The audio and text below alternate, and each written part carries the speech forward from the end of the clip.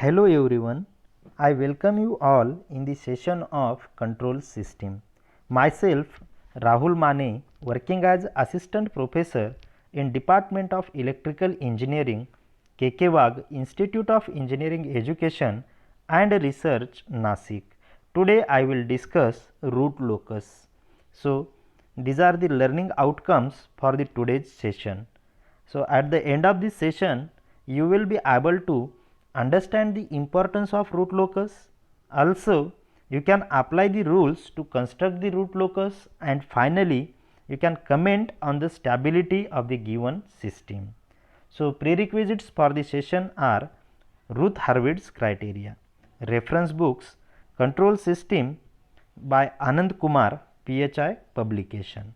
So, let us discuss the Routh-Hurwitz criteria first, and then we will move towards the root locus. So, in RH criteria, characteristic equation is obtained from the given transfer function and then Routh array is formed. Then we can observe the first column in the Routh array. If there is no sign change in a first column, then the system is stable. If sign changes is there in the first column, then the system is unstable. Means one can comment on the absolute stability of the system from RH criteria. Again, if system is unstable, then one can say how many poles are located in RHS of the plane, but we cannot determine where the poles are exactly located in the S plane, or what is the nature of the poles, or how they are moving, as gain k is varied from one point to another point. Okay, so that is the drawback of RH criteria, and this drawback is overcome in the root locus. So what is root locus? A root locus is a graphical representation of change in location of closed loop poles as gain is varied from 0 to infinity. Means the system gain is continuously varied from 0 to infinity, and then we are observing the change in location of the poles, and that change in location of the poles is traced by a line or a locus, and that is nothing but the root locus. So how to start the root locus? So root locus is always starts from open loop poles and terminates or end at open loop zeros. Okay, and from the using root locus one can comment on the stability of system. So in order to plot the root locus, some rules are there. So with today I will quickly revise that rules, and after that we will solve one numerical based on the root locus. So first rule of the root locus is always symmetrical about the real axis. So keep in mind that first rule is root locus is always symmetrical about the real axis. So understand the concept of symmetrical. So here I am having a S plane. If some poles are present here, then due to varying gain k, one pole will trace the path like this, whereas second pole will trace the path like this. Now this is the real axis, and this is the symmetrical portion about the real axis, which is nothing but root locus. Second rule, locate the open loop poles and zeros in S plane. Means if I am having a transfer function which is given as S plus 2 upon S plus 1, then here I can consider the S plane, and in this I can locate the open loop poles and zeros like this. Here it is a S is equal to minus 1, that is pole, and S is equal to minus 2, that is zeros. So here it is zeros. So this is the location of poles and zeros in the S plane. Now rule number 3. So find the number of root locus, branches or loci. So we know that root locus or branches is starting from the open loop poles, and these are terminating at open loop zeros. So what will be the count of that branches? That is determined by the formula, simple formula, that is max of p comma z. Means find out the open loop poles count and find out the open loop zeros count. Compare these, the whichever number is higher, that will be the number of loci or branches. it means max of p comma z. If poles are 3 and zeros are 0, then obviously the loci will be 3 in the final root locus, and that is determined from the open loop poles and zeros of the system. Very simple one. Keep in mind max of p comma z. Next rule, root loci segment on the real axis, means we have to find out whether this root locus will lie in between that region or that particular point will cover that root locus or not. So, in order to understand this rule, just consider the sentence. If the total number of both real number of poles and zeros, real number of poles and zeros to the right side of any considered point is odd, then that point is on a root locus. Okay. So, here let us consider I am having point A and 3 poles are there, 0, -1, -2. So, point A is present at this point and I am observing towards the right side, then I am getting one pole at S is equal to 0. So, the count is odd, it means that the root locus will lie on that point, or I can say the root locus will lie in overall these points where the region is from -1 to 0. So, all these points will have odd number towards the right side of open loop poles and zeros, hence root locus will lie in between 0 to -1 like this. Let us consider second case.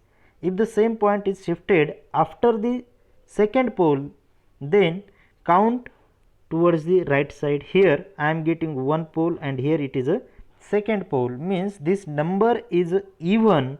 So, root locus does not lie in this region, means from -2 to -1. So, here root locus does not lie due to even count of the poles and zeros. Now, let us consider another case. If the again I am shifting the point from B to C and again I am counting, then the count is 1, 2, 3 towards the right side, it is an odd number. So, the root locus will lie in this point C, means final root locus may lie from -2 to in this side like this. Okay. So, this is the way to find out where the root locus will lie on a S plane. Next rule, find out the number of asymptotes. So, the number of asymptotes is calculated by formula P minus Z, means open loop poles minus open loop zeros. So, it indicates the number of root loci branches that terminates towards the infinity. Keep in mind that these asymptotes are not root locus.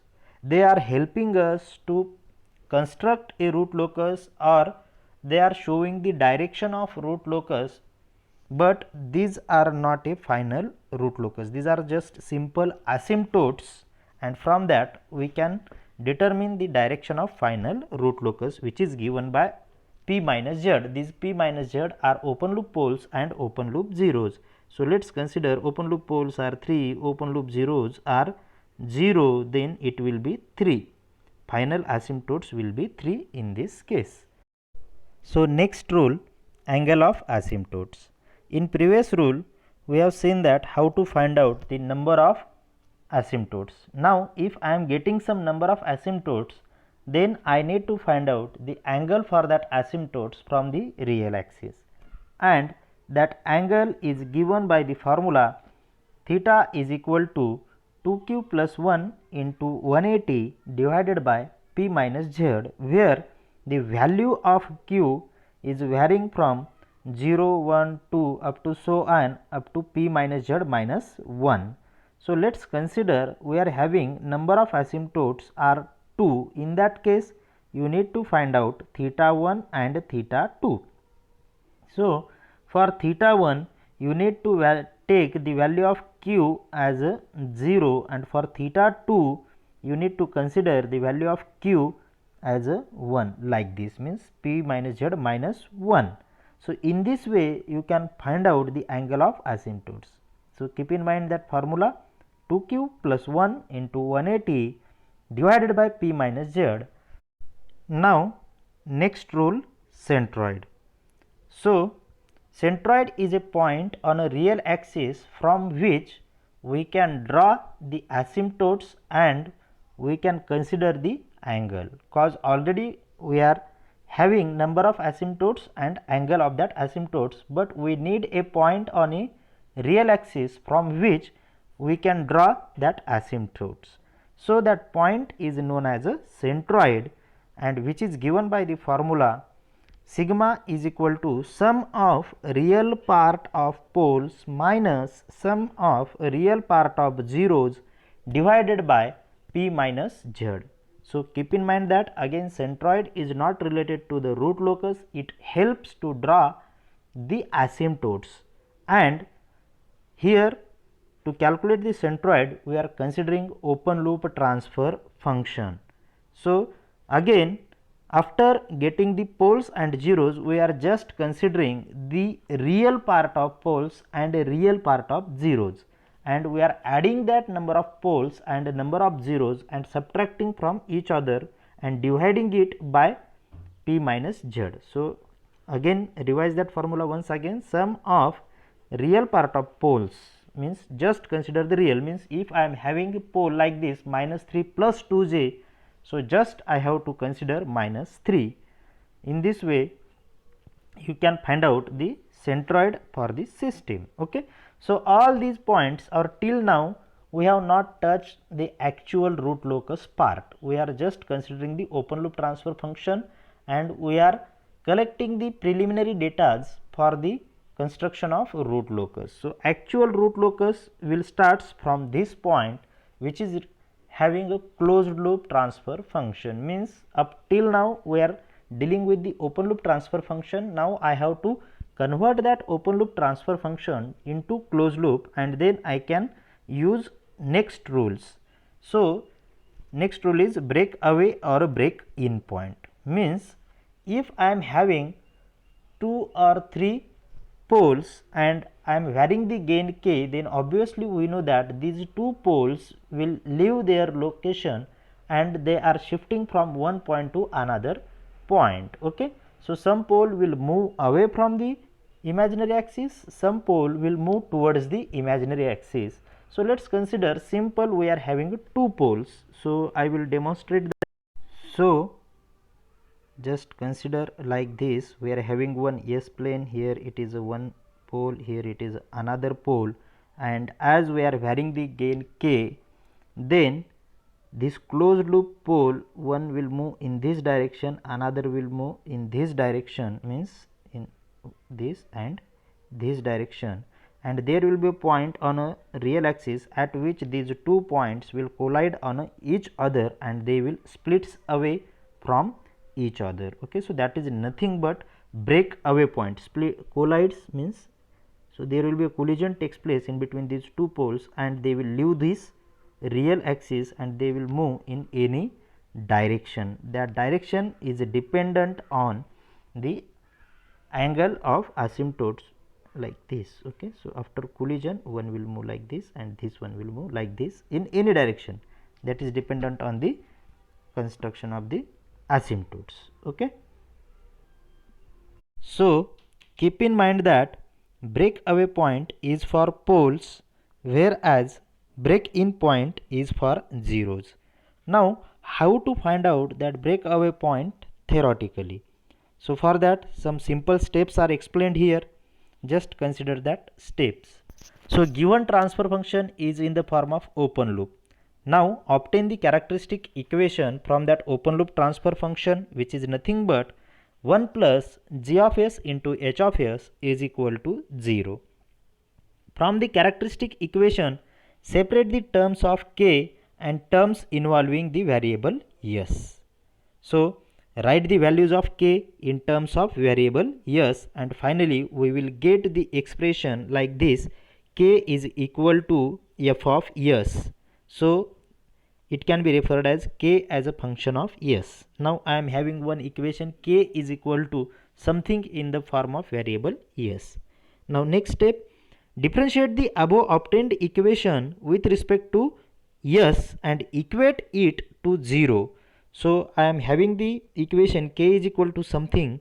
So differentiate that equation with respect to s and equate it to the 0. After differentiating, it will reduce its order, and then you can find out the roots of that equation, and that roots is compared to the 0, and that is nothing but breakaway point for the given system. Okay, so these are the three simple steps. So in first step we need to obtain the characteristic equation. In second step, arrange the terms or equation in terms of k, and finally differentiate that equation k with respect to s, and the obtained values of k are nothing but the breakaway point. Next rule, root locus intersects with the imaginary axis. So as in previous rule we have seen that two poles are colliding on each other and they are splits away from each other. So after collision, some poles will move in upward direction, some will in downward direction, and if still we are varying the gain of the system, then some pole will move towards the imaginary axis and they will cut the imaginary axis. Okay. So here we have to find out the point at which root locus will cut the imaginary axis. So this point can be calculated by using some simple steps. So first step is again obtain the characteristic equation which we have already derived in previous step. So consider the same characteristic equation. Now form an Routh array. Okay. So obviously the term k will be present in that Routh array. Now solve that Routh array. So after solving that Routh array, you will get the value of k marginal. Put that value of k marginal in the Routh array. So there will be a one row which will have all values as zeros. That will be the special case 2 which is present in Routh criteria. So after arising special case 2, we need to consider the auxiliary equation, and which can be compared to the zeros. So for k is equal to k marginal, we will have the point of intersection to the imaginary axis. Okay. Now next rule, last rule, but which is most important rule, that is angle of departure and angle of arrival. Okay.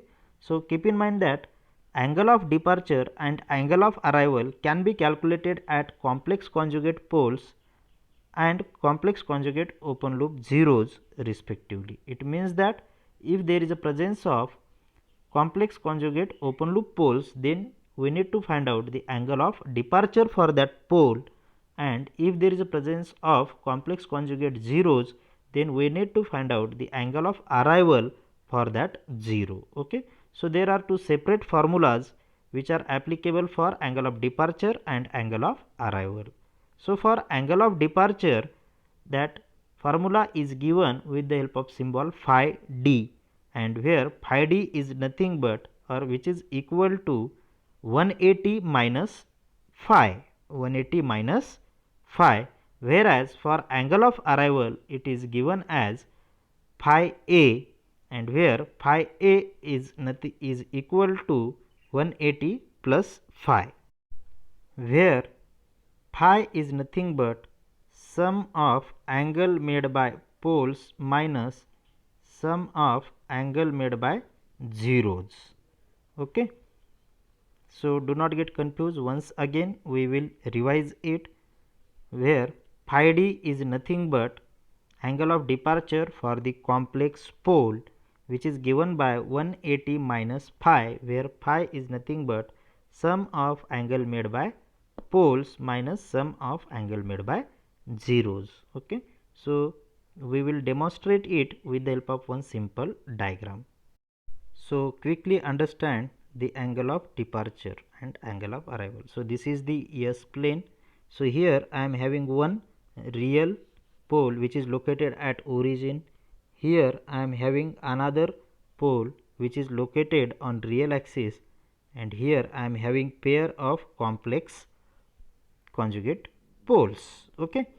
So I need to find out the angle of departure for the complex pole. So first of all I will find out this angle of departure phi d for this upper complex conjugate pole. So first I need to find out the angle made by this complex pole towards the another pole and zeros. Okay, so first find out the angle made by this pole to the origin, angle made by this complex pole to this complex another complex pole, and angle made by this complex pole to the another real pole. Okay, so how many angles are there? I need to find out the 3 angles. Okay, so I need to find out the 3 angles. So which are these 3 angles? So first I need to find out, so this much angle which is nothing but phi p1. So this angle is nothing but phi p2, and this angle is nothing but phi p3. Means I need to find out the phi p1, phi p2, phi p3, and then I can sum this angle which will become total phi. So finally, once you have calculated the angle phi, then that is subtracted from the 180 and it will be considered as angle of departure for that complex pole.